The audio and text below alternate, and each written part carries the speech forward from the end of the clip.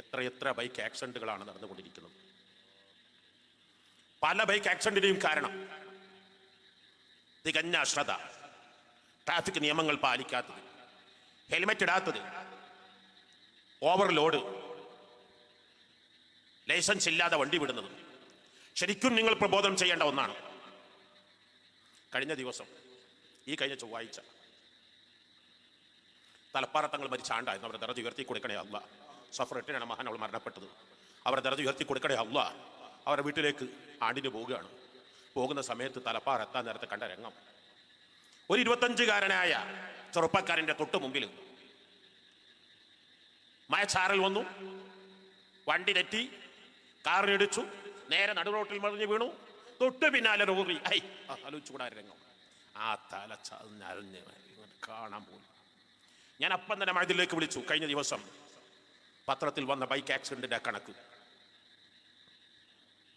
കുട്ടികളെ ഓരോരുത്തരെ കൊണ്ട് വായിപ്പിച്ചു. കഴിഞ്ഞ ദിവസം പത്രം നിങ്ങൾ വായിച്ചില്ലേ? 4.5 ലക്ഷം ആളുകളാണ് ഇന്ത്യയിൽ ആക്സിഡന്റിൽ മരണപ്പെട്ടത്. അതിൽ കൂടുതലും ബൈക്ക് യാത്രക്കാരാണ്. എന്റെ കരണകഷ്ണങ്ങളായ ചെറുപ്പക്കാരോട്, വിശിഷ്യ എസ്എസ്എഫിന്റെ പ്രവർത്തകരോട് നിങ്ങൾ മനസ്സിലാക്കണം, ദീർഘയാത്രക്ക് ഒരിക്കലും ബൈക്ക് ഉപയോഗിക്കരുത്. 2 ചെറുപ്പക്കാർ കാസർഗോഡ് നിന്ന് മഴയും കാണാൻ വന്നു. എന്നിട്ട് വലിയ അഭിമാനത്തോടു കൂടെ എന്നോട് പറഞ്ഞു, ഞങ്ങൾ ബൈക്കിൽ മഴയും കാണാൻ വേണ്ടി കാസർഗോഡ് നിന്ന് വരികയാണ്. ഞാൻ അവരോട് പറഞ്ഞു, നിങ്ങൾ മഴയും കാണാൻ വന്നു എന്നതിൽ സന്തോഷമുണ്ട്, ബൈക്കിൽ വന്നു എന്നതിൽ പ്രയാസമുണ്ട്. നിങ്ങളായിരുന്നില്ല മഴയുള്ള കുട്ടികളായിരുന്നുവെങ്കിൽ എൻ്റെ സ്വഭാവം വേറൊന്നാകുമായിരുന്നു നിങ്ങളോട് പറയാൻ പറ്റും. അഷ്റഫുൽ ഖൽഖ് സ്വല്ലല്ലാഹു അലൈഹി വസല്ലം തങ്ങൾ മദീനയിൽ യാത്ര ചെയ്തിരുന്നത് ഗോവർ കൈതയുടെ പുറത്ത്, അല്ലെങ്കിൽ കുതിരപ്പുറത്ത്. എന്നാ ഹിജ്റ പോയതോ ഒട്ടകപ്പുറത്ത്.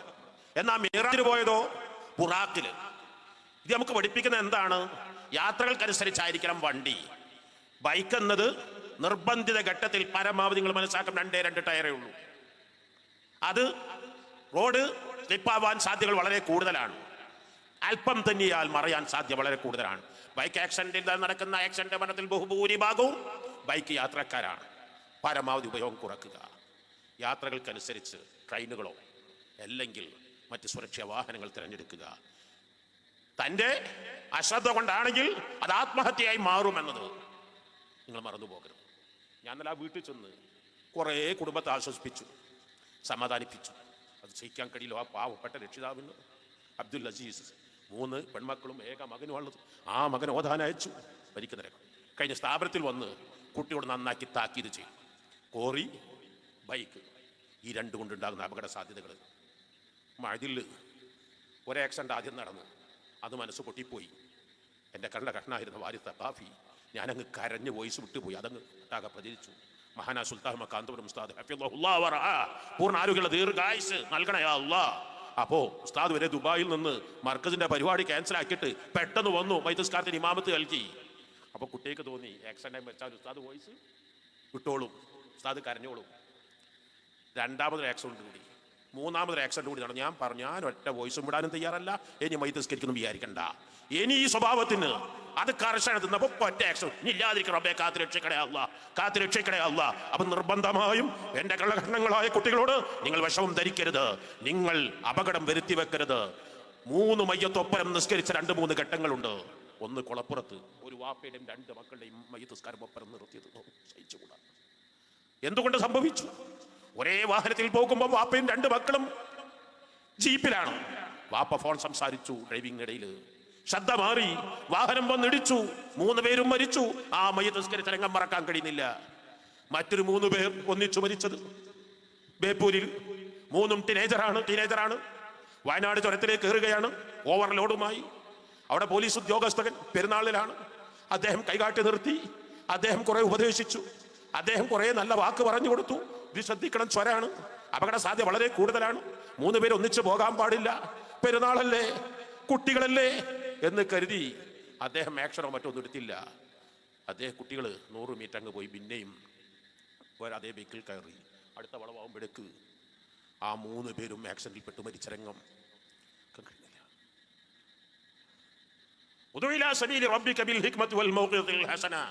ഉപദേശിക്കുമ്പോ തന്ത്രങ്ങൾ ഉപയോഗിച്ച് ഇയ്യാക വശബാബ ഫഇന്ന ശബാബ ശുഅബത്തുൻ മിനൽ ജുനൂൻ. അഷ്റഫുൽ ഖൽഖ് ശാസ്ത്രങ്ങൾ പഠിപ്പിച്ചതാണ്. സമയം വെടിക്ക് പോകുന്ന ആളെ യുവത്വം എന്ന് പറഞ്ഞ ഒരു തരം ഭ്രാന്താണ്. ഞാൻ പറഞ്ഞു, എൻ്റെ ചെറുപ്പത്തിൽ കുറേ വർഷങ്ങൾക്ക് മുമ്പ് എനിക്ക് കൗത്തുലാളങ്ങൾക്ക് പോകാൻ പറ്റാതെ പുതിയ ചെറുപ്പത്തിലുള്ള എല്ലാ മാസവും എൻ്റെ വീട്ടിൽ കുത്തിവെത്തല്ലോ. എല്ലാ വർഷവും മുഹിദ്ദീൻ ഖാത്തി വളരെ വിപുലമായി നടത്തും. മഅദിൽ 40 കൊല്ലത്തോളായി കുത്തിവെത്തല്ലാത്ത ഒരൊറ്റ മാസവും എൻ്റെ ജീവിതം മഅദിൽ കഴിഞ്ഞിട്ടില്ല. അപ്പോൾ ചെറുപ്പം തൊട്ടേ കൗത്തുലാളം തങ്ങൾ അപാരമായ സ്നേഹമാണ്. കൗത്തുലാളങ്ങളൊന്ന് കാണാൻ വല്ലാതെ പൂതിയായി. അങ്ങനെ ഇറാഖിലേക്ക് പോകാൻ ഒമാനിലുണ്ടായിരുന്ന അബി മുഹമ്മദ് ഹാജി, മുറ്റിച്ചുൽ അഹമ്മദ് ഹാജിയെ ഇറാഖിലേക്ക് കൊണ്ടുപോയിന് ഒമാനിൽ കപ്പലിൽ. അതുപോലെ തന്നെ ഇവർ കൊണ്ടുപോയിട്ടുണ്ട് ഇ കെ മുഹമ്മദ് ആരിമിയെ. എന്നോട് നിങ്ങളും വരിയെന്ന് പറഞ്ഞു. ഞാൻ പോയി 1000 വട്ട കൗത്തുലാദങ്ങളൊക്കെ വിളിച്ച് വീട്ടിലും എല്ലാവരോടും യാത്രയൊക്കെ പറഞ്ഞ് പോയി. അവിടെ എത്തിയപ്പോൾ മഹാനായ സുൽത്താൻ മക്കാന്തപുരം ഉസ്താദ് ഹഫിളഹുല്ലാഹ്, പൂർണ്ണാരോഗ്യമുള്ള ദീർഘായുസ് നൽകണേ അല്ലാഹ്, ദീർഘായുസ് നൽകണേ അല്ലാഹ്. ആ അനുഗ്രഹീത നേതൃത്വം. അന്ന് ഈ വിനീതനുമായി ഇത്രയും ബന്ധോ കണക്ഷൻ ഒന്നുമില്ല. ഒരു ചെറിയ പ്രവർത്തകൻ എന്നതിലപ്പുറം ഒന്നുമില്ല. ആരാ നേതൃത്വം മനസ്സിലാക്കണം. ഉസ്താദ് എനിക്ക് വിളിച്ചിട്ട് പറഞ്ഞു, തങ്ങളെ നിങ്ങളിപ്പോൾ ഇറാഖിലേക്ക് പോകരുതെന്ന് പറഞ്ഞു. പക്ഷെ അന്നെൻ്റെ ആ യുവത്വ പ്രസരിപ്പാണ്, എൻ്റെ ആവേശമാണ്, എൻ്റെ ഒരു വികാരമാണ് കൗത്തുലാളം തങ്ങൾ. എനിക്ക് പോകാതിരിക്കാൻ എനിക്ക് കഴിയില്ല. ഞാൻ ഉസ്താദിനോട് പറഞ്ഞു, ഉസ്താദിനോടെതിരെ പറയരുത്, ഞാൻ തീരുമാനിച്ചു പോയി, ഞാൻ വീട്ടിൽ നിന്ന് പുറപ്പെട്ടു പോയി, എനിക്ക് പോയേ പറ്റൂ, ഉസ്താദ് എനിക്ക് സമ്മതം തരണം. ഉസ്താദ് പിന്നെ അവിടെ വലിയൊരു തന്ത്രം ഉപയോഗിച്ചു. ഉസ്താദ് ഉപയോഗിച്ചു. താങ്കളെ ഞാനൊരു കാര്യം പറയട്ടെ, ഇന്ന ഇറാഖിലേക്ക് ഒരു ഇന്റർനാഷണൽ കോൺഫറൻസിന് ചീഫ് ഗസ്റ്റായിട്ട് എന്നെ ക്ഷണിച്ചിട്ടുണ്ട്. എൻ്റെ കൂടെ പോവുകയാണെങ്കിൽ എസ്കോർട്ടൊക്കെ ഉണ്ടാകും. അപ്പൊ എല്ലാ സ്ഥലത്തും പോകാൻ തോന്നും, കഴിയും. ഉസ്താദിന്റെ ആവശ്യം എന്നെ ഇറാഖിലേക്ക് പോകല് തടയലാണ്. മാഷാ അല്ലാഹ്, ഉസ്താദിന്റെ ആ വാക്കിന്റെ വില ഞാൻ മനസ്സിലാക്കി. അങ്ങനെ അപ്പം അത് വലിയ സന്തോഷം. എന്നാ പിന്നെ തിരിച്ചു പോകുന്നു. 20 കൊല്ലം കഴിഞ്ഞ് ഇറാഖിലേക്ക് ചെന്നപ്പം കണ്ട രംഗം. ഇറാഖിലേക്ക് ചെന്ന് ഹോട്ടലിൽ നിൽക്കുമ്പോൾ അപ്പുറത്ത് 3 ഹോട്ടൽ അപ്പുറത്ത് വലിയൊരു സ്ഫോടന ശബ്ദം. ആ തീ ആളിക്കത്തുന്നു. 70 ആളുകളാണ് അതിൽ മരിച്ചത്. അപ്പോൾ ഏതായാലും ഈ ഹോട്ടലിൽ പോകാൻ തീരുമാനിച്ചു. ഇനി വേണ്ട. എന്നാലും പോകുമ്പോൾ പ്രധാന ലക്ഷ്യമാണ് കൗത്തുലാളം തങ്ങൾ. സുൽത്താൻ ആരിഫിൻ അഹമ്മദ് അൽ കിബൈർ റിഫായി റളിയല്ലാഹു അൻഹു, മൂസൽ കാളിം റളിയല്ലാഹു അൻഹു ഞങ്ങളുടെ ഉപ്പാപ്പയാണ്. കാളിമീന എന്നാണ് ബുഖാരി സാദാത്തുക്കളെ കുറിച്ച് പറയുക. മൂസൽ കാളിം റളിയല്ലാഹു അൻഹു മക്ബറയിൽ എന്തായാലും പോകണം. അത് കൗത്തുലാളങ്ങൾ സിയാറത്ത് കഴിഞ്ഞാണ്, റിഫായി ശൈഖിന്റെ സിയാറത്ത് കഴിഞ്ഞാണ്. ഇനി മൂസൽ കാളിമിന്റെ സിയാറത്ത് കഴിഞ്ഞ് പോകുക. അങ്ങകല കിലോമീറ്ററുകൾ അപ്പുറത്ത് നിന്ന് തീയാളിക്കത്തുന്ന് കാണുന്നു. അന്വേഷിച്ചപ്പോൾ മൂസൽ കാളിം റളിയല്ലാഹു അൻഹു മക്ബറിന്റെ പരിസരത്താണ്. വേഗം ഇറാഖ് വിട്ട് ജോർദാനിലേക്ക് പോയി. അപ്പൊ ആ 20 കൊല്ലം മുമ്പ് ഇറാഖ് തമ്മിൽ യുദ്ധം നടക്കുമ്പോൾ ഉസ്താദ് എന്ന് പറയുമ്പോൾ അത് ഉൾക്കൊള്ളാൻ എൻ്റെ ആ ചോരത്തിളപ്പ്, എൻ്റെ ആ വികാരം, എൻ്റെ ആ ആവേശം കൗതുലം തങ്ങളുടെ സ്നേഹമാണ്. പക്ഷേ മഹാനായ സുൽത്താൻ മക്കാന്തപുരം ഉസ്താദ് അന്നാ കാണിച്ചത്. അപ്പൊ ഞാൻ എൻ്റെ പ്രിയപ്പെട്ട കുട്ടികളോട്, യുവാക്കളോട്, കണ്ണങ്ങളായ യുവാക്കളോട്, നിങ്ങളൊക്കെ മുതിർന്നവർ പറയുന്ന വാക്ക് കേൾക്കണം. Kerala Muslim Jamaath, SYS, SSF, Sunni Jamiyyathul Muallimeen, Sunni management association ഒന്നിച്ച് എല്ലാവരും കൂട്ടമായി പ്രവർത്തിക്കണം. ഇവിടെ ഇഖ്ലാസാണ്. എല്ലാവരും ദീനിന് വേണ്ടിയാണ്, സുന്നത്ത് ജമാഅത്തിന് വേണ്ടിയാണ്. മഹാനായ സുൽത്താൻ മക്കാന്തപുരം ഉസ്താദ് ഹഫിളഹുല്ലാഹ്, മഹാനായ റഈസുൽ ഉലമ, മഹാനായ താജുൽ മുഹഖ്ഖിഖീൻ ശൈഖുന കോട്ടൂർ ഉസ്താദ്, മഹാനായ സൈദി ബാഫഖി തങ്ങൾ, മഹാനായ പരമ ഉസ്താദ് പേരോട് ഉസ്താദ് ചെറിയ ഉസ്താദ് കൊടമ്പ ബാബ ഉസ്താദ്, റബ്ബേ ആ നേതൃത്വത്തിന് പൂർണ്ണ ആരോഗ്യമുള്ള ദീർഘായുസ്സ് നൽകണേ അല്ലാഹ്. ആ തൽ ദീർഘകാലം ജീവിക്കാൻ തൗഫീഖ് നൽകണേ അല്ലാഹ്. മഹാനായ സയ്യിദുൽ ആബിദീൻ ബാഫഖി തങ്ങൾ കഴിഞ്ഞ ദിവസമാണ് ഈ ലോകത്തോട് വിട പറഞ്ഞത്. താജുൽ ഉലമാ അബ്ദുർ റഹ്മാൻ അൽ ബുഖാരി ഖദ്ദസല്ലാഹു സിറഹുൽ അസീസ്, ലോകത്തിൽ ഇത്രവിത്രം വലിയ സൂഫിയും ആബിദും ആലിമും സാഹിദും സയ്യിദും മുത്തഖിയും ഇത്രമാത്രം തരീഖത്തുകളുടെ ശൈഖുമായ മറ്റൊരു മഹാനെ കാണാൻ ഈ സമീപകാലത്ത് എനിക്ക് പറയാൻ കുറേ ഉണ്ടായിരുന്നു, സമയമില്ലാത്തതുകൊണ്ട് എൻ്റെ എല്ലാ വേദനകളും വിഷമങ്ങളും പ്രയാസങ്ങളും കുട്ടിക്കാലം തൊട്ടേ ഞങ്ങളുടെ കുടുംബത്തിലെ കാരണം വരുന്ന നിലയിൽ മഹാനവളുടെ മുമ്പിലാണ് ഇറക്കി വെക്കാറുള്ളത്. മഹാനുകൾ പ്രശ്നമില്ലെന്ന് പറഞ്ഞാൽ ഒന്നും പ്രശ്നമായിട്ടില്ല. മഹാനുകൾ മഅദിന് വല്ലാതെ സ്നേഹിച്ച മഹൽ വ്യക്തിത്വമാണ്. ഒരു പ്രാവശ്യം മഅദിൽ SP വന്ന് പത്രത്തിൽ ഫോട്ടോ വന്ന് എന്നോട് ആരും ചോദിച്ചിട്ടില്ല. മഹാനായ താജുൽ ഉലമ ഉടനെ വിളിക്കുന്നു, അവിടെ SP വന്നിട്ടുണ്ടല്ലോ, അവിടെ എന്തോ ഒരു പ്രശ്നം ഉണ്ടല്ലോ, എന്താണ് പ്രശ്നം? താജുൽ ഉലമ ഫോൺ വിളിച്ച് ചോദിക്കാൻ ഞാൻ അത്ഭുതപ്പെട്ടു പോയി.